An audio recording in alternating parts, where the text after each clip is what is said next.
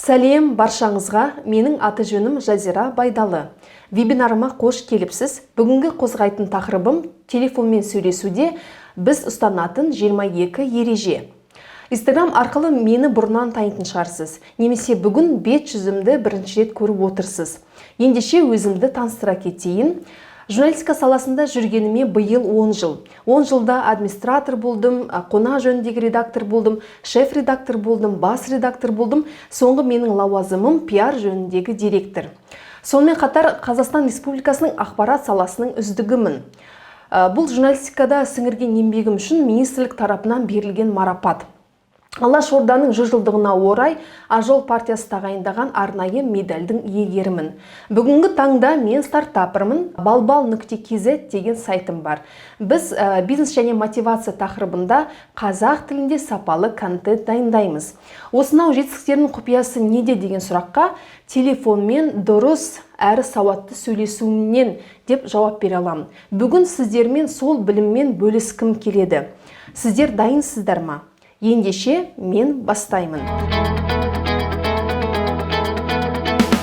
Іскерлік мақсатта қоңырау шалған кезде сақталуы тиіс ережелер қандай? Бірінші ереже өте қарапайым. Ол хабарласатын уақытты белгілеп алу. Себебі іскерлік этикетке сай тек жұмыс күндері таңғы сағат 9-дан кешкі сағат 6-ға дейін қоңырау шалуға рұқсат. Ал сенбі және жексенбі күндері демалыс болғандықтан ол күні ешкімді мазаламаймыз.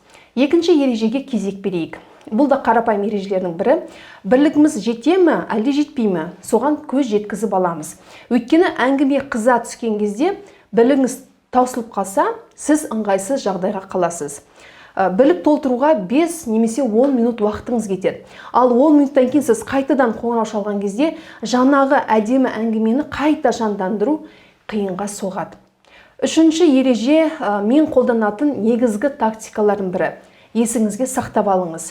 Мүмкіндік болса қағазыңызға түртіп алыңыз.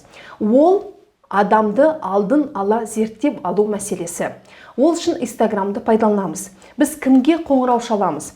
Соны зерттеп аламыз. Оның мінезі қандай, өмірлік көзқарасы қандай, жасы нешеде, ол немен айналысады деген сұрақтарға жауап беру. Осының барлығы бізге телефон шалған кезде жақсы әдемі сұхбат құру үшін, жақсы әңгімелесу үшін септігін тигізетін дүниелер. Төртінші ережеге кезек берейік. Ол адамды қалай атайтындығымыз.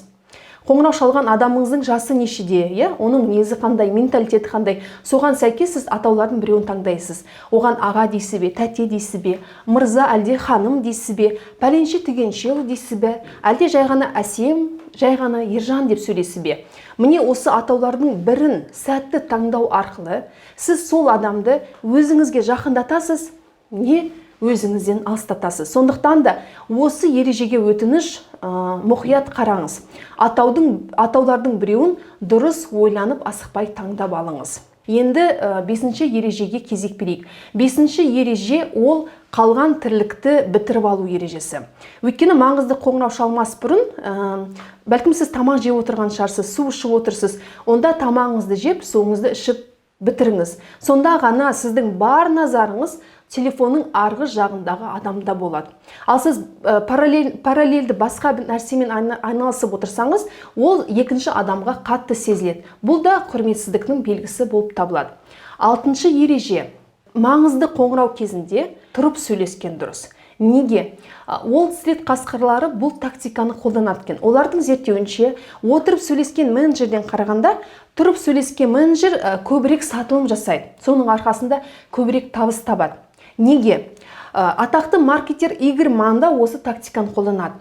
Оның айтуынша, адам тұрып сөйлескенде, ары-бері қозғалып сөйлескен кезде, ол импровизация жасайды. Ол жақсырақ ойланады.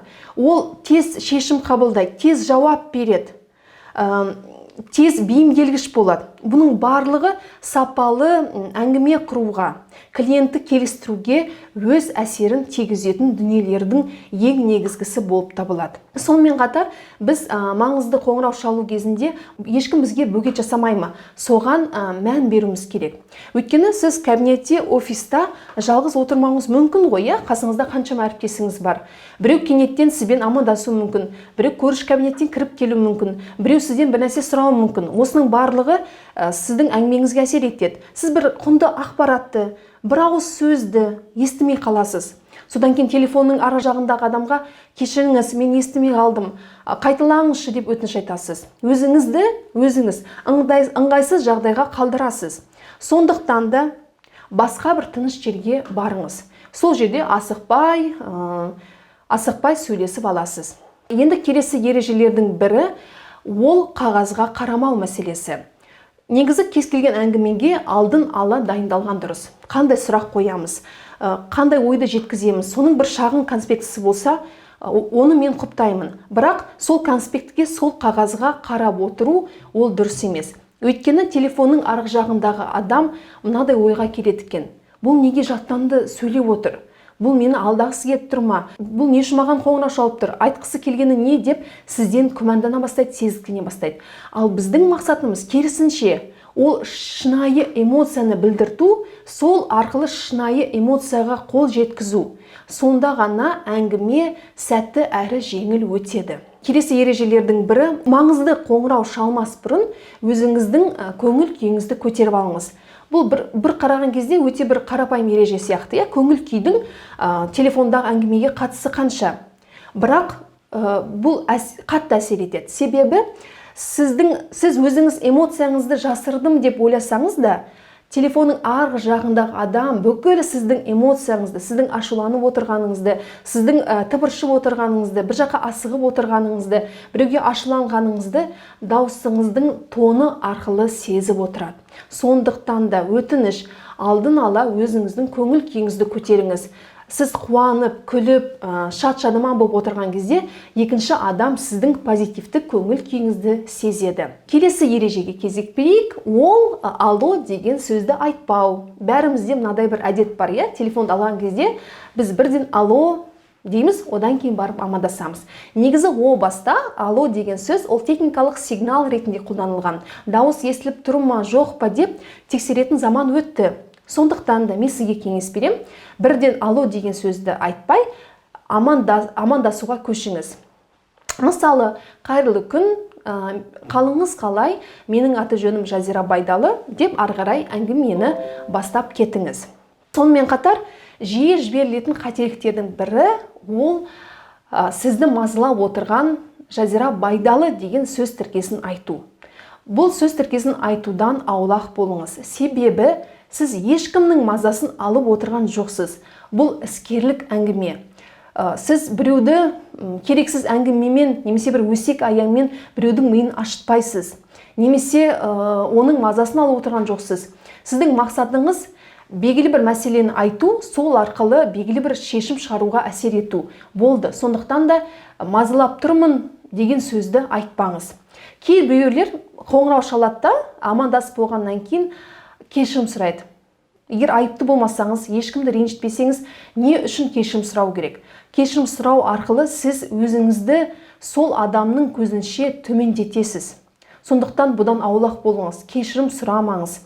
Оданша хабарласып отырған Жазира Байдалы деп қана сыпайы әңгімені негізгі мәселеге бұрыңыз. Тағы да жиі жіберілетін қателіктердің бірі ол сізге қазір сөйлескен ыңғайлы ма деген сұрақты қою.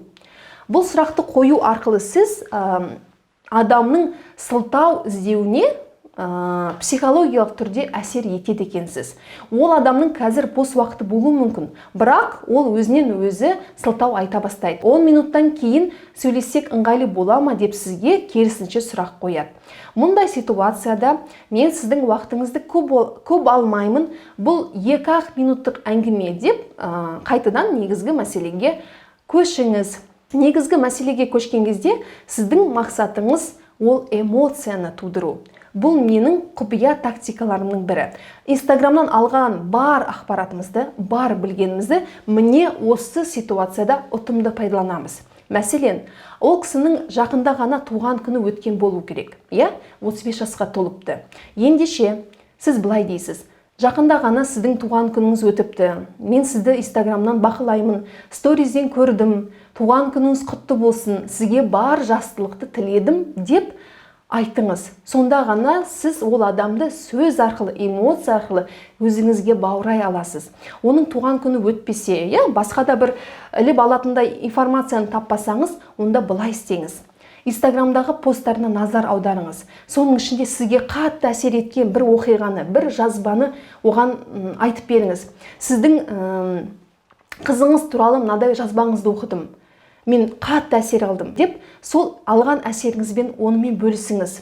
Сол арқылы сіз сол адамды өзіңізге жақын тартасыз. Ол да сізбен сөйлесуге, сіздің әңгімеңізді әрмен қарай тыңдауға оның құлшынысы арта бастайды.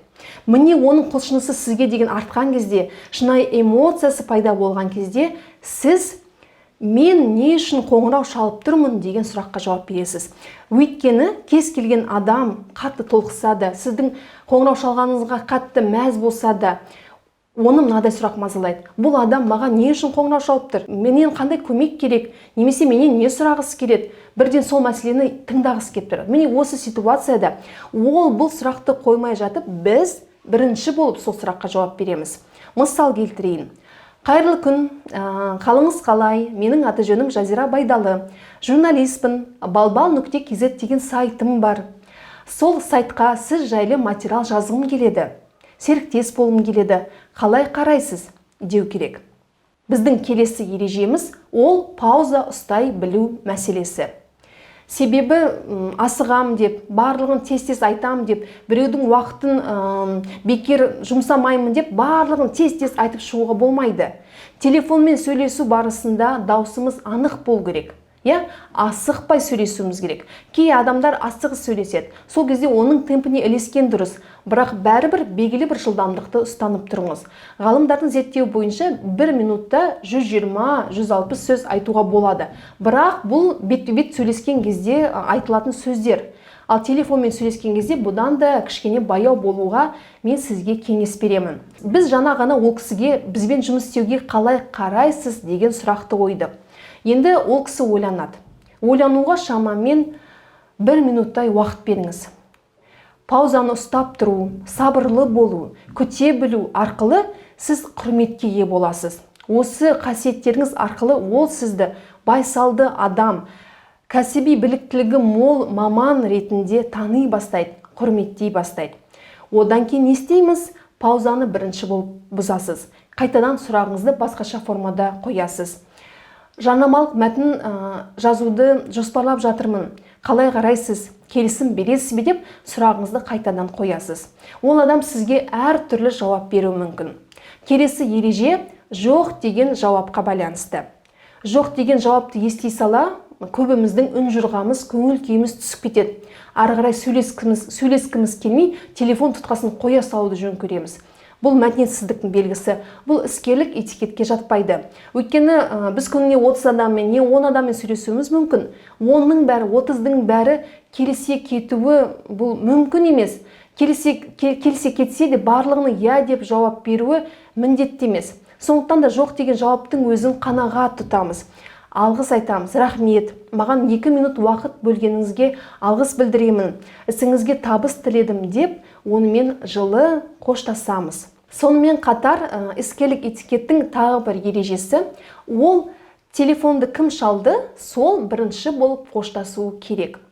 Мысалы, қайырлы күн деп амандастық, мәселемізді айттық, ол бізге жауап берді. Одан кейін біз бірінші болып әңгімені үзуіміз керек. Ісіңізге табыс тіледім, сізде бәрі жақсы болсын, әлі талай жүздесеміз деген ойдамын, сау болыңыз, күніңіз жақсы өтсін деңіз. Келесі ереже мыспен басу деп аталады. Бұл мен қолданатын құпия тактикалардың бірі. Телефонмен әңгімелесу барысында телефонның арғы жағындағы адам сіздің жастығыңызды, тәжірибеңіздің аздығын пайдалануы мүмкін. Ал біздің міндетіміз қандай? Біз кез келген адаммен оның дәрежесіне, атақ, даңқына қарамай, тең дәрежеде, тең сөйлесуге міндетті екендігіміз. Осы бір ережені, осы бір тактиканы жақсылап тұрып есіңізге сақтап алыңыз. Ол адам әңгімені басқа арнаға бұру мүмкін. Сіздің айтқаныңызды жаңағыдай қабылдамай, мұқият тыңдамай, әзілге айналдыруы мүмкін. Басқа бір сұрақты қойып, сіздің ойыңызды күл-талқан етуі мүмкін. Міне осындай ситуацияда не істейміз? Мыспен басамыз, даусымызды өзгертеміз, даусымызды қаттырақ шығарамыз және сөйлеу тонымызға кішкене зіл қосамыз. Сөйтіп, кешірім сұраймыз. Кешіріңіз, пәленше түгеншеұлы, бірақ біз басқа арнаға ауысып кеттік. Негізгі мәселеге оралайықшы. Сонымен айтыңызшы, сіз маған сұхбат бересіз бе, әлде бермейсіз бе деп сұрағыңызды төтесінен қоя салыңыз. Өйткені біреудің сөйлеп атқан сөзін бөлу бұл әдепсіздіктің белгісі емес. Өйткені бұл іскерлік әңгіме ғой, іскерлік мақсатта шалынған қоңырау. Сондықтан, егер әңгіме басқа арнаға бұрылып бара жатса, сіздің мақсатыңыз сол негізгі арнаға қалай да ауысу. 21-ші ережеге де келіп жеттік. Әрдайым қағаз бен қалам сіздің жаныңыздан табылу керек. Өйткені телефонның арғы жағындағы адам сізге жаңа ақпарат айтуы мүмкін. Менің мына нөмірімде WhatsApp жоқ.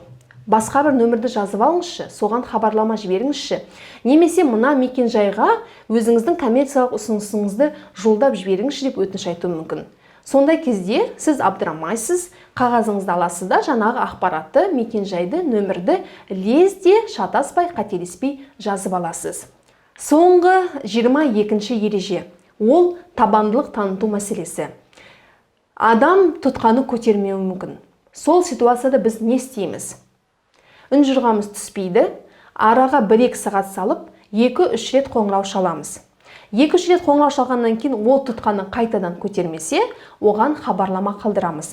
WhatsApp-на, Telegram-на, Instagram-на. Өзіміздің аты жөнін жазамыз, мәселемізді айтамыз, кері байланысқа шығуын өтінеміз, өзіміздің нөмірімізді жазып қалдырамыз. Ол кері байланысқа шықпауы мүмкін. Сол ситуацияда сіз 1-2 күннен кейін оған қайтадан қоңырау шаласыз. Ол қайтадан тұтқаны көтермесе, оны ендігәрі мазаламаймыз. Үй тапсырмасын берейін, жазып алыңыз. Бірінші тапсырма. Бір адамға звондайсыз, ол әңгімені диктофонға жазып аласыз. Екінші тапсырма. Осы вебинардан түйгендеріңіз, алған әсерлеріңіз туралы пост жазасыз. Посттың соңында мені белгілеуді ұмытпаңыз. Одан кейін директіме жаңағы әңгіменің аудио нұсқасын жібересіз. Сонда мен сізге қосымша ақыл кеңесімді айтатын боламын. Осымен біздің вебинарымыз аяқталды. Сіздерге пайдалы болдым деген үміттемін. Instagram парақшама жазылуды ұмытпаңыз. Сол кезде сіз осындай пайдалы вебинарлардан құр қалмайсыз. Алдағы уақытта копирайтерлерге, журналистерге, менеджерлерге керек маңызды тақырыптармен бөлісетін боламын. Құрметті оқырман, құрметті көрермен, жетістікке бірге жетейік. Сіздерге деген құрметпен Жазира Байдалы.